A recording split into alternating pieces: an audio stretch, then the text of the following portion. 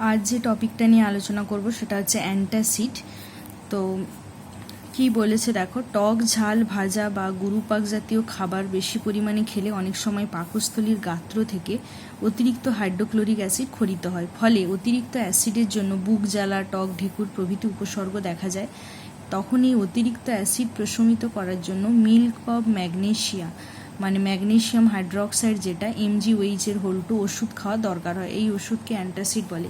Antacid মানে অ্যাসিডের হচ্ছে অ্যাসিডকে যে প্রতিরোধ করবে, মানে অ্যাসিড সবসময় কি হয়, বেস কি বলে ক্ষার বা বেস দ্বারা হচ্ছে নিউট্রালাইজ হয়, প্রশম হয়। তো যখনই শরীরে অ্যাসিডের আধিক্য ঘটছে, আমরা তো এটা তোমরা খুব কমন একটা কথা আমরা নিজেরাও বলে থাকি যে অ্যাসিড হয়ে গেছে, টক ঢেকুর উঠছে, এরকম বলে থাকি। তো আমাদের যে পাকস্থলী থেকে HCl এর যে ক্ষরণ হয় খাওয়ারের খিদে পেলে বা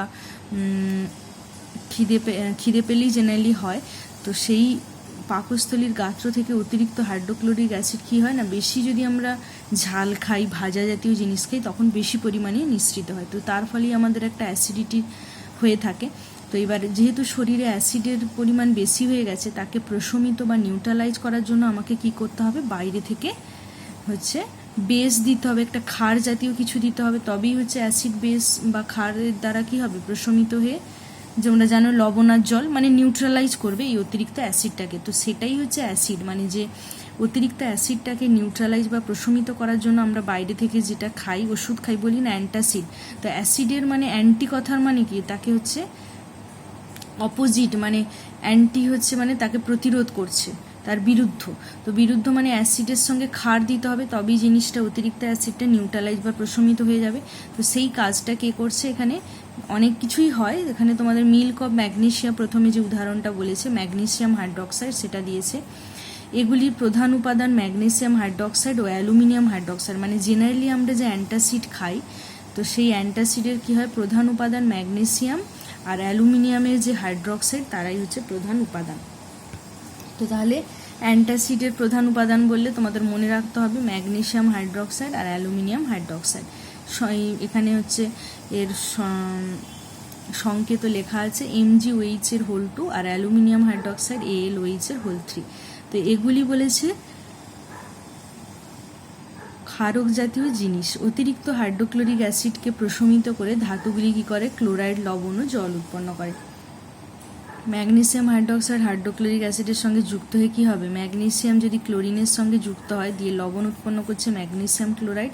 আর এই OH আর এই হচ্ছে H, মানে দুই অণু হচ্ছে হাইড্রোক্সিল আয়ন, আর দুই অণু হচ্ছে দুই পরমাণু হচ্ছে H+ আয়ন। তো এরা কি হবে, যুক্ত হয়ে গিয়ে যে দুই অণু জল উৎপন্ন করেছে, মানে OH আর H+ যুক্ত হয়ে কি হয়, আমরা জানি সবসময় জল উৎপন্ন হয়। তো এখানে দেখো দুটো H আছে, দুটো হাইড্রোজেন পরমাণু, আর এখানে দুটো হচ্ছে হাইড্রোক্সিল মূলক আছে, OH এর হোল2 বলেছে, তাহলে মানে দুই অণু হচ্ছে জল উৎপন্ন হবে। ঠিক একইভাবে এখানে দেখো অ্যালুমিনিয়াম আর ক্লোরাইড যুক্ত হয়ে অ্যালুমিনিয়াম ক্লোরাইড লবণ উৎপন্ন করছে, আর এই তিনটে OH মূলক আর এই তিনটে হাইড্রোজেন পরমাণু এরা যুক্ত হয়ে তিন অণু জল উৎপন্ন করছে, মানে লবণ আর জল, যেটা তোমরা আগেই জেনেছো। এবার এখানে লবণের শ্রেণীবিভাগ বলা আছে। ক্ষারক বা ক্ষারের সাথে অ্যাসিডের বিক্রিয়ায় আমরা জানি লবণ ও জল উৎপন্ন হয়। নিচের বিক্রিয়াগুলি লক্ষ্য করো। ক্ষারক বা ক্ষার হিসেবে প্রথমে যে উদাহরণটা দেওয়া আছে, এটা হচ্ছে সোডিয়াম হাইড্রোক্সাইড NaOH। এটা এবার অ্যাসিড হিসেবে HCl এর সঙ্গে যদি বিক্রিয়া করে, তাহলে আমরা জানি সবসময় ক্ষার আর অ্যাসিড মিলে লবণ আর জল উৎপন্ন করে। তো লবণ কিভাবে উৎপন্ন হবে, এই যে সোডিয়াম এ কি করবে, ক্লোরাইড আয়নের সঙ্গে যুক্ত হয়ে NaCl সোডিয়াম ক্লোরাইড, আর এই হাইড্রোজেন আর এই OH, এই যে যেটা আমি এইভাবে বক্স করছি, এই হাইড্রোজেন আর এই OH যুক্ত জল। নেক্সট দেখো একইভাবে হবে প্রত্যেক জায়গায়, এই সোডিয়াম আর এই সালফেট মূলক যুক্ত হয়ে গিয়ে প্রথমে এটা যেহেতু H2SO4 হচ্ছে দ্বিক্ষারীয় অ্যাসিড, তোমরা পড়েছো, প্রথমে হচ্ছে বাইসালফেট লবণ উৎপন্ন হবে, সেকেন্ড ধাপে আবার কি হবে না, এই যে সালফেট পুরোপুরি প্রশমিত হবে। এখানে কিন্তু এটা পুরোপুরি প্রশমিত হয়নি, একটা হাইড্রোজেন রয়ে গেছে, মানে এখানে অ্যাসিডিক বা আম্লিক ধর্ম এখনও আছে।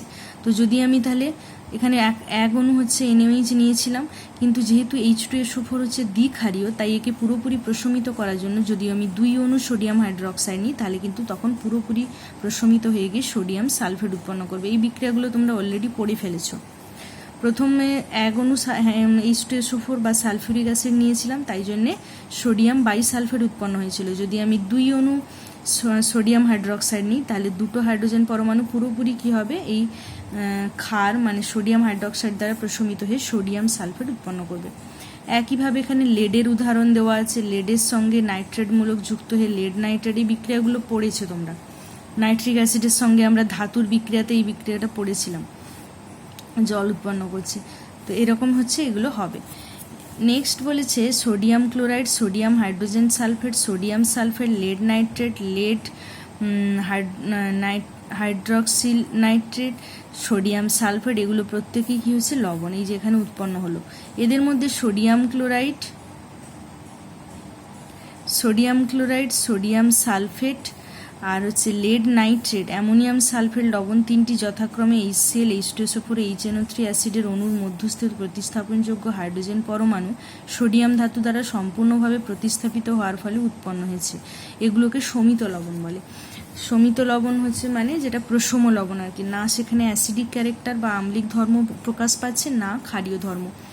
কিন্তু এই যে আমি এটা তোমরা আগেও আমি কোনো একটা টপিকে বলেছিলাম, NaHSO4, এখানে কিন্তু একটা হাইড্রোজেন উপস্থিত, মানে এখনও একটা প্রতিস্থাপনযোগ্য হাইড্রোজেন এখানে কিন্তু আছে। তো এই জন্যে কিন্তু এটা পুরোপুরি কিন্তু এই লবণটা কিন্তু আমরা বলতে পারি না এটা প্রশম লবণ। এখানে যেহেতু H আছে উপস্থিত, তো আমরা জানি কি H+ যদি কোনো একটা জলীয় দ্রবণে কোনো একটা পদার্থ যদি H+ আয়ন দেয়, সেক্ষেত্রে সেটা অ্যাসিডিক ধর্ম প্রকাশ করবে। বা তো এখানেও এটা যদি আমরা জলে দ্রবীভূত করি লবণটাকে, এখানেও কিন্তু H+ আমরা পাবো। তাই জন্য এর মধ্যে কিন্তু আমরা কি দেখতে পাচ্ছি, আম্লিক ধর্ম প্রকাশ পাচ্ছে। তো এটাই বলেছে যে সোডিয়াম হাইড্রোজেন সালফেট লবণটি H2SO4 এর প্রতিস্থাপনযোগ্য দুটি হাইড্রোজেনের মধ্যে একটি মাত্র প্রতিস্থাপিত হওয়ার ফলে, অর্থাৎ আংশিকভাবে প্রতিস্থাপিত হওয়ার ফলে উৎপন্ন হয়েছে। এই ধরনের লবণকে আমরা কি বলবো, আম্লিক লবণ বা বাই লবণ। এই যে সোডিয়াম বাইসালফেট, আমি কথাটা বারবার বলছি, তো বাই লবণ বলা হয়। ক্ষারকীয় লেড নাইট্রাইট,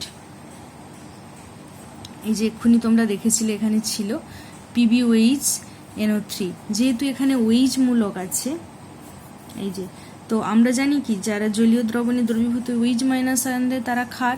তো যেহেতু এখানে OH মূলক উপস্থিত, তাহলে এটাকে আমরা বুঝতে পারছি এটাও কিন্তু পুরোপুরি প্রশম লবণ নয়, এখানে কিন্তু ক্ষার ধর্মটা আমরা প্রকাশ পাবে, কারণ যেহেতু OH মূলকের উপস্থিতি আছে।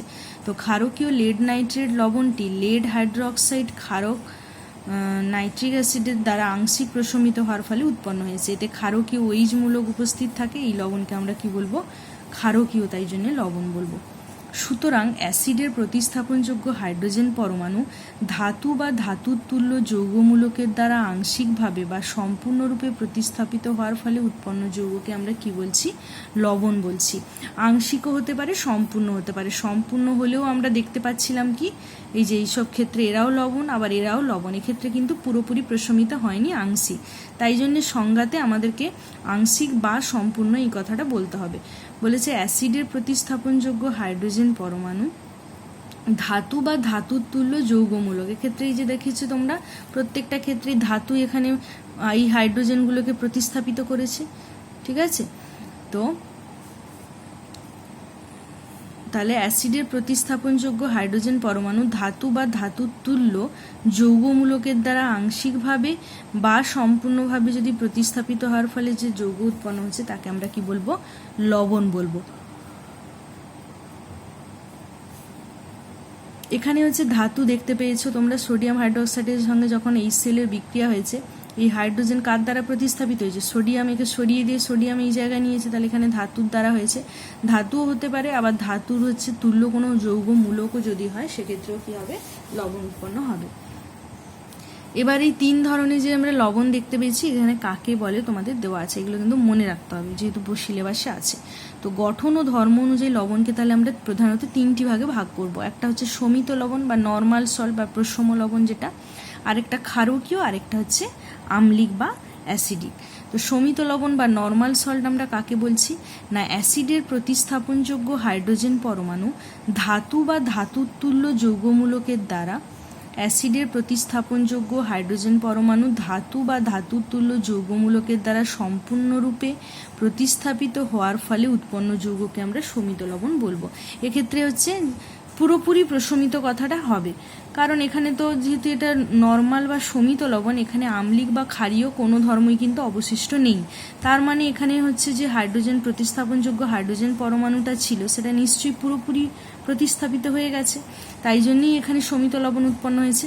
তাই জন্যে সম্পূর্ণরূপে প্রতিস্থাপিত এই কথাটা অবশ্যই বলতে হবে। নেক্সট দেখো তোমাদের পরের পেজে যেটা দেওয়া আছে উদাহরণ আছে, উদাহরণও মনে রাখবে একটা দুটো।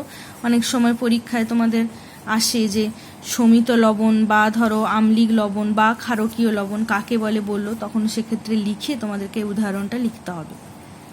তো পটাশিয়াম নাইট্রেট KNO3, এক্ষুনি আমরা অনেকগুলো লবণই দেখেছি যেগুলো সম্পূর্ণরূপে প্রশমিত হয়ে শমিত লবণ হয়েছে। Sodium chlorate NaClO3, sodium carbonate Na2CO3, এগুলো। আম্লিক বা বাই লবণ কাকে বলবো না, বহু ক্ষারীয় অ্যাসিড, মানে একের বেশি যেগুলো ক্ষারীয়, যেমন H2SO4 দ্বিক্ষারীয়, phosphorous acid, phosphoric acid H3PO4, এই যে H3PO4 এটা হচ্ছে ত্রিক্ষারীয়, এই যেখানে 3টি হাইড্রোজেন বর্তমান। তো এইভাবে বহু ক্ষারীয় অ্যাসিডের ক্ষেত্রে এক ক্ষারীয় হলে তো হচ্ছে না, এক অণু তুমি ক্ষার দিলেই সম্পূর্ণরূপে প্রশমিত হয়ে গিয়ে শমিত লবণ উৎপন্ন করে ফেলবে। একের বেশি যেখানে H হাইড্রোজেন প্রেজেন্ট আছে, এই জন্য বলেছে বহু ক্ষারীয়, মানে এক ক্ষারীয় না, একের বেশি, সেটাকেই বহু ক্ষারীয় বলেছে। দ্বিক্ষারীয় হতে পারে, ত্রিক্ষারীয় হতে পারে, যাই হোক। তো বহু ক্ষারীয় অ্যাসিডের প্রতিস্থাপনযোগ্য হাইড্রোজেন পরমাণু ধাতু বা ধাতুর তুল্য যৌগমূলকের দ্বারা আংশিকভাবে প্রতিস্থাপিত হওয়ার ফলে, এখানে হচ্ছে দুটো তাহলে পার্থক্য আমরা দেখতে পাচ্ছি। শমিত লবণ বা নর্মাল সল্টের ক্ষেত্রে আমরা কি দেখছিলাম না, সেখানে পুরোপুরি সম্পূর্ণরূপে প্রতিস্থাপিত হয়ে গেছিল প্রতিস্থাপনযোগ্য হাইড্রোজেন, আর এক্ষেত্রে আমরা কি দেখছি, আংশিকভাবে প্রতিস্থাপিত হবে। আংশিকভাবে প্রতিস্থাপিত হওয়ার ফলে উৎপন্ন যৌগকে আম্লিক লবণ বা বাই লবণ বলবে। আর সেক্ষেত্রে কিন্তু বহু ক্ষারীয় অ্যাসিডের প্রতিস্থাপনযোগ্য আমরা কিন্তু এই কথাটা হচ্ছে বলিনি।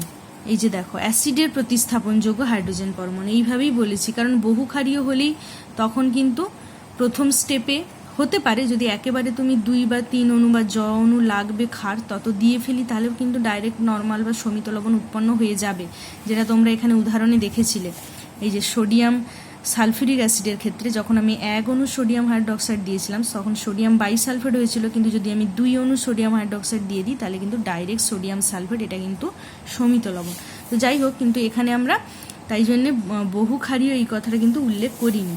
কিন্তু যখন আম্লিক বা বাই লবণ হবে, বা এই যে ক্ষারকীয় লবণও তোমরা যখন বলবে, তখন কিন্তু এই বহু ক্ষারীয় বহু কথাটা কিন্তু আমাদের বলতে হবে।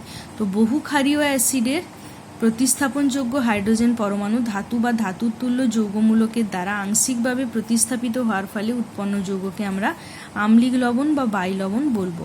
উদাহরণ কি না, ক্যালসিয়াম বাইকার্বনেট, এই যে CaHCO3(2), ক্যালসিয়াম বাইকার্বনেট, এই যে হাইড্রোজেন উপস্থিত, পটাশিয়াম বাইসালফেট KHSO4, এই যে এখানে হাইড্রোজেন উপস্থিত। তো এইগুলো হচ্ছে, তাহলে আমাদেরকে এখানে এই যে বহু ক্ষারীয় অ্যাসিডের এই কথাটা মনে রাখতে হবে, আর আংশিকভাবে হচ্ছে বলেই কিন্তু আম্লিক তৈরি হচ্ছে। নেক্সট আছে কি বেসিক সল্ট বা ক্ষারকীয় লবণ। বহু আম্লিক ক্ষারকের হাইড্রক্সিল বা অক্সাইড মূলক কোনো অ্যাসিডের দ্বারা আংশিকভাবে প্রতিস্থাপিত হওয়ার ফলে উৎপন্ন যৌগকে আমরা ক্ষারকীয় লবণ বলবো।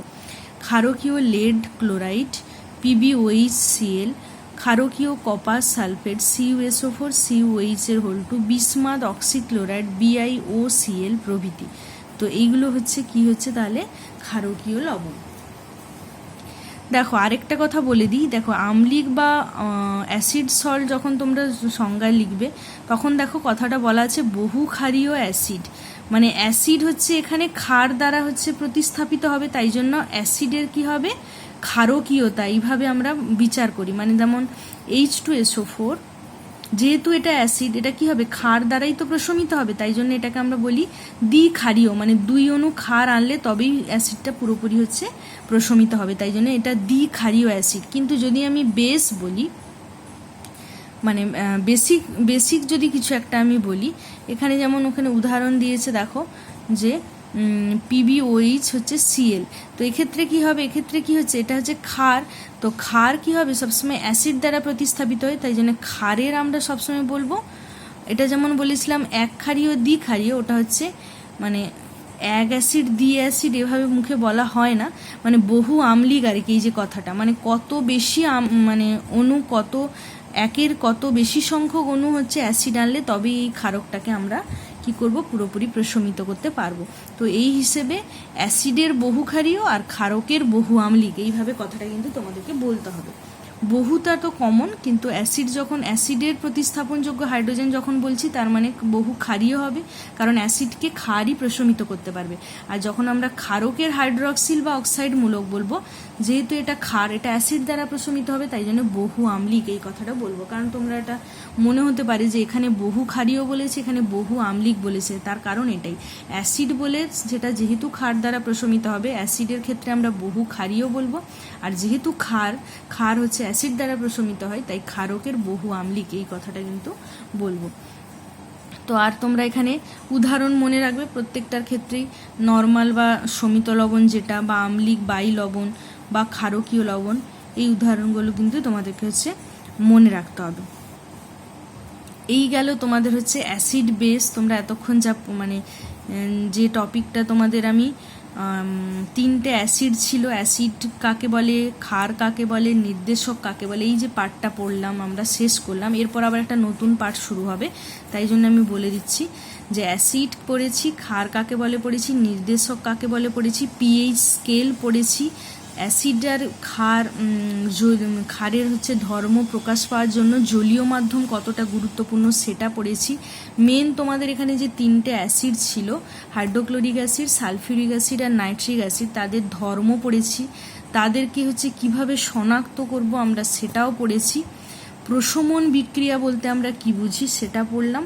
আর আজ যেটা পড়লাম সেটা হচ্ছে লবণ, মানে লবণ কাকে বলে, কত ধরনের লবণ হয়, আর অ্যান্টাসিড বলতে আমরা কি বুঝি সেই জিনিসটা হচ্ছে পড়লাম। তো এরপর যেটা 4.5, এটা কিন্তু একটা নতুন টপিক মানে এটা আগের টপিকের সঙ্গে থেকে একটু অন্যরকম, এই চ্যাপ্টারেরই, কিন্তু এটা হচ্ছে অন্যরকম।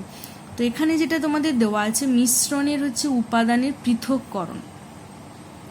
তো মিশ্রণের উপাদানের পৃথককরণ মানে ধরো মিশ্রণ মানেই আমরা বুঝতে পারছি দুই বা তার বেশি সংখ্যক কোনো পদার্থ কি হচ্ছে মিশে আছে, সেটা কঠিন হতে পারে, তরল হতে পারে, যা কিছু হতে পারে।